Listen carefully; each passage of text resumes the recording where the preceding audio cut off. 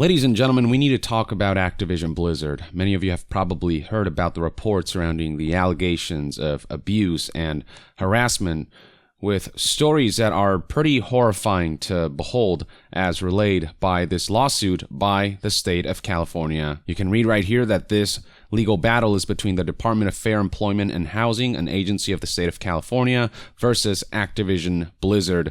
And this is an extensive document of 29 pages. If you want to really dive into the nitty-gritty details, you can read this for yourself. I'll link this below. But a summary of this article was relayed by news outlet Bloomberg. This is an article from Meev Alsup, published just yesterday on July 21st, 2021. The headline reads, Activision Blizzard sued over frat boy culture and harassment. And beyond some of the usual stories you might expect out of a frat boy culture work environment, akin to the reports we've seen from Ubisoft, there are some really, really awful things reported here that it's kind of disturbing to what degree this stuff is being allowed, the lengths to which this type of work culture is being enabled. So the article begins by detailing how Activision Blizzard fosters a frat boy culture in which female employees are subjected to constant harassment, unequal pay, and retaliation, according to a lawsuit filed by the California Department of Fair Employment and Housing. A 2-year investigation this was, that eventually led to them deciding enough is enough. We got to take them to court as they're not doing enough to rectify the less than ideal circumstances here. So after a 2-year investigation, the state agency found that the company discriminated against female employees in terms and conditions of employment, including compensation, assignment, promotion, and termination. Company leadership consistently failed to take steps to prevent discrimination, harassment, and retaliation, the agency said. One of the really disgusting specifics revolves around what is known internally amongst certain male employees as cube crawls. They literally gave this abusive activity a name, and it involves male employees drink copious amounts of alcohol as they crawl their way through various cubicles in the office and often engage in inappropriate behavior toward female employees. These cube crawls are essentially a game of sword for these employees. Let's see how many females we can harass. Let's see how many females we can try to court, whatever this may be,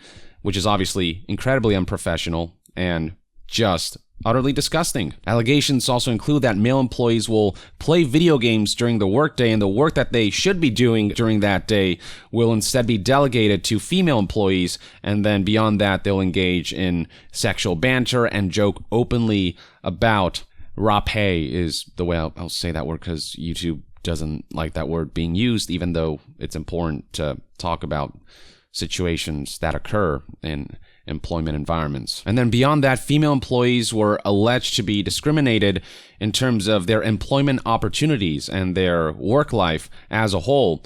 The allegations being that they were held back from promotions just because of the possibility that they might become pregnant. Because of the possibility that they could become mothers and bring life into the world, they were allegedly held back. They were also criticized for leaving to pick up their children up from daycare, and they were kicked out of lactation rooms, which, are rooms dedicated for female employees, so male colleagues could use the room for meetings. This seems to be an issue permeating Activision Blizzard as a whole, but specifically within the World of Warcraft team. A female employee there noted that male employees and supervisors would hit on them, make derogatory comments about rape, and otherwise engage in demeaning behavior. Now, here's one horrifying incident that this lawsuit points to. Apparently, at one point, there was a female Activision employee who took her own life while on a company trip with her male supervisor. The employee had been subjected to intense sexual harassment prior to her death, including having nude photos passed around at a company holiday party. And there's actually more to it than that. There's another article that details this further. I'll get to that in a bit. And so with all of this information now out there, with this agency making these allegations against Activision Blizzard, they're now seeking an injunction forcing compliance with workplace protections, as well as unpaid wages, pay adjustments, back pay, and lost wages and benefits for female employees. So these are some of the other issues that were spotlighted within the lawsuit itself that they're seeking to rectify. Another news outlet that covered this was Kotaku, and they actually took direct quotes from the lawsuit, spotlighting a lot of the things that Bloomberg reported on, but going to more specific details, noting how when the high-ranking executives and creators were reported on and engaged in such blatant harassment, they were not met with any repercussions whatsoever, which is pretty much exactly what happened within Ubisoft. The feedback was there, HR were getting complaints, but they chose to bury all of that under the carpet and let the abusers just run rampant and enable them and just supported them, protected them. And that female employee who took her own life during a business trip because of just the level of harassment that she was getting with nude pics of her being spread around the office. Beyond that, during that day, a male supervisor had brought butt plugs and lubricant with him on the trip. Now, the Bloomberg article reported that females were not given promotions just because of the possibility that they might get pregnant. And obviously, when a female gets pregnant, there's things like maternity leave and various other elements in medical care that they require, and because of that, they were not given promotions. But beyond that, supervisors ignored medical restrictions given to female employees and gave them negative evaluations while they were out on maternity leave. Now, one thing the Bloomberg article didn't mention that the Kotaku article does, and this is all, again, directly from the lawsuit itself, is that women of color were particularly vulnerable targets. This is the quote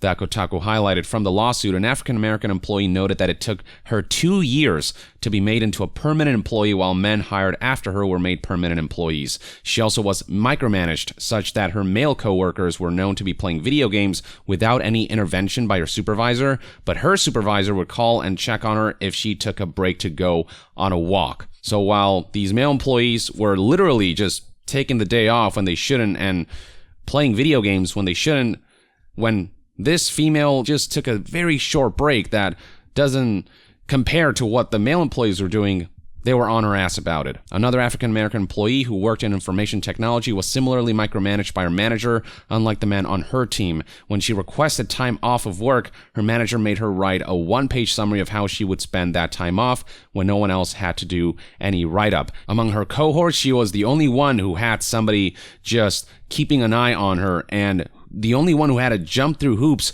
for something as basic as just asking for some time off. Nobody else had to do that. And much like with Ubisoft, these complaints were indeed taken to HR, but they refused to do anything about it. They protected the abusers. The suit accuses Activision Blizzard of failing to act on numerous complaints concerning harassment, discrimination, and retaliation from male colleagues over those complaints, and says employees affected were further discouraged from complaining as human resource personnel were known to be close to alleged harassers. So there was a conflict of interest there. Another outlet reporting on this is Charlie Intel, which is a major source of news for all things Call of Duty. And tweeting about this, you can already see the number of likes and retweets this has gotten. This story has gone viral. This is, for Activision Blizzard executives, a PR nightmare. And beyond that, Charlie Intel notes that the investigation was ongoing since 2018, and the state government did attempt to work with Activision Blizzard to resolve issues and rectify all of these problems without reaching litigation stage, but Activision Blizzard failed to resolve the issues with standards the government expected. The allegation is that Activision Blizzard just hasn't done enough, much like how Ubisoft is currently being reported to not be doing enough to mitigate the abusers and the toxic and abusive work environment. And that's why the government decided enough is enough. Now, when Activision Blizzard was reached out about these allegations, they did respond, and they've denied a lot of what they're being accused of. This is the full statement provided. It's extensive, but I don't want to dilute any of it given the severity of these allegations. So here's what Activision said. We value diversity and strive to foster a workplace that offers inclusivity for everyone. There is no place in our company or industry or any industry for sexual misconduct or harassment of any kind. We take every allegation seriously and investigate all claims. In cases related to misconduct, action was taken to address the issue.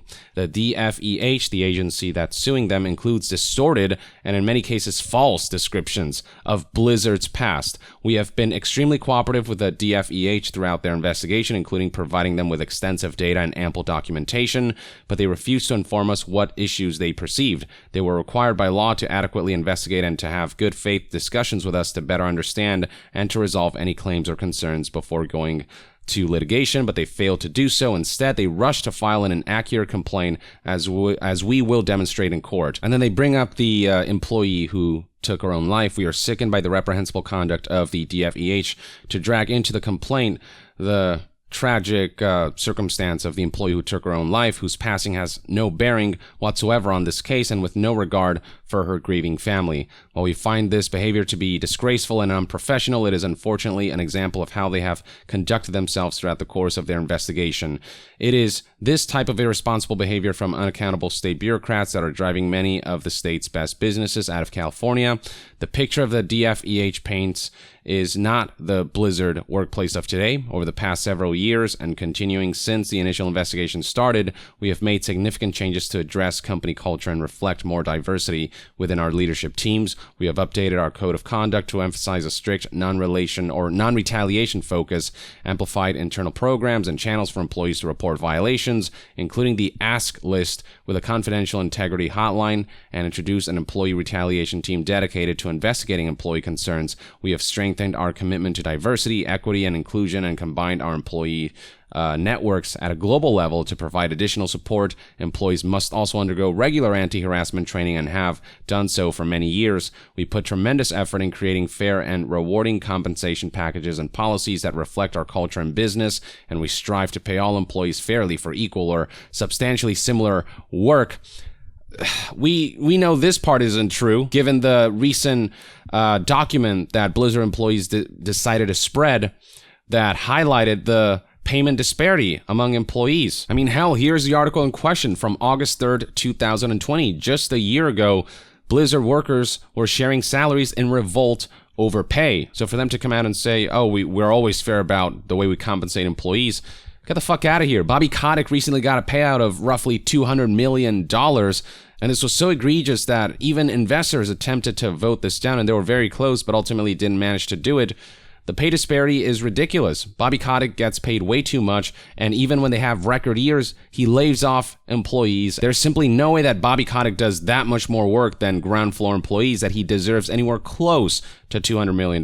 So the fact that this is how they're framing compensation, talking about how fair they've been, despite plenty of reports and plenty of sources within Blizzard having stated otherwise, this goes to show that this is a statement that I personally would not trust. I'd much rather listen to the folks who are in the trenches and who are, talking about this stuff than the corporate statements that are only ultimately trying to save face. But at the end of the day, investigations do have to be conducted, and we'll have to see when this is all taken to court just what kind of information will come to light that will verify or disprove aspects of the allegations. The statement then concludes with, we take a variety of proactive steps to ensure that pay is driven by non-discriminatory factors. For example, we reward and compensate employees based on their performance, and we conduct extensive anti-discrimination trainings, including for those who are part of the compensation process. They act as if training is the be-all, end-all solution, but training doesn't matter if the person you're training is fundamentally a piece of shit, and they're into this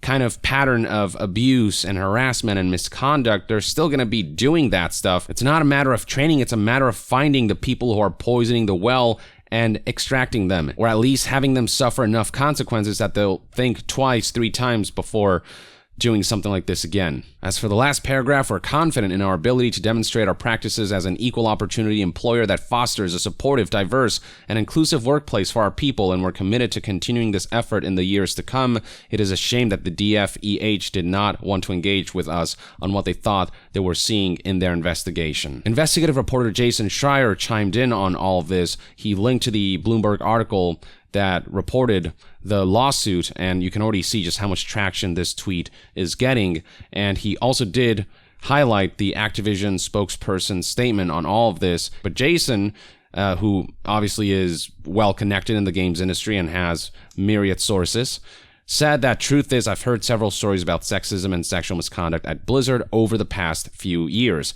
Needless to say, we'll be reporting more on this. If you work or have worked at Blizzard and would like to share your story confidentially, contact me here in this email address. Right around this time, Jason Schreier was working on another story related to Activision Blizzard, and while this is not necessarily directly related to discrimination or misconduct, it does have a lot to do with how the company tends to punish people that speak up about problems and who have feedback to share, despite the company's mantra being every voice matters. And this is the article in question. I'm actually going to talk about this separately. Basically, the troubled development of Blizzard's Warcraft 3 Reforged and how employees were just burned out with exhaustion, anxiety, and depression. I'll get to that. But yes, every voice matters is a major mantra of Blizzard, but there is that whole infamous Blitzchung incident where they silenced Blitzchung and banned him for essentially expressing his support for his own country, for Hong Kong, for that whole situation.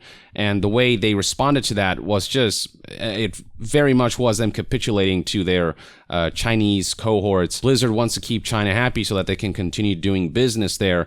And so when they say every voice matters, however, I mean, it just looks ridiculous. Every voice matters except when we say it doesn't. This is the kind of company this is. So how the hell are we supposed to trust when they're castigating the agency and talking about how pristine they've been these past few years and how proactive they've been about diversity and mitigating abuse and toxicity within the work environment? They've proven time and again that they're not willing to hold themselves to their own ideals and continue to spout BS about how, you know, they are very serious about their tenets, but their actions speak otherwise. And the sad part about all of this is that it's almost not surprising anymore, because this is such a normal occurrence within the games industry, within major publishers and organizations, and not even just within the games industry, just corporations as a whole. This stuff happens constantly, all the time. And Ubisoft was kind of the prime example for a while, and Activision Blizzard may very well be up there with them. It certainly sounds that way based on the allegations. Though again, we'll have to wait until investigations are concluded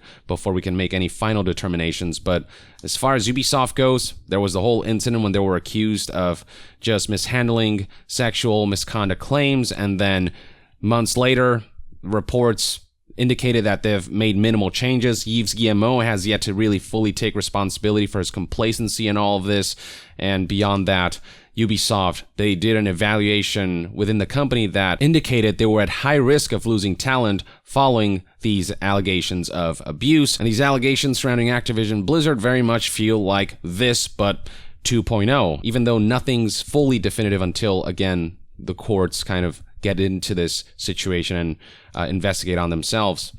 It's just Activision has been so full of shit these past few years. Bobby Kotick is such an untrustworthy executive. They've mistreated their employees so badly these past few years. Their actions have spoken so loudly about the kind of corrupt company this is, that when they talk about how the DFEH has distorted the true nature of the company, it's hard for me to believe that, because this is all so in line with what does occur in the games industry and what happens at companies like Activision Blizzard when you've got heads like Bobby Kotick, who clearly has no empathy for his employees, at the head.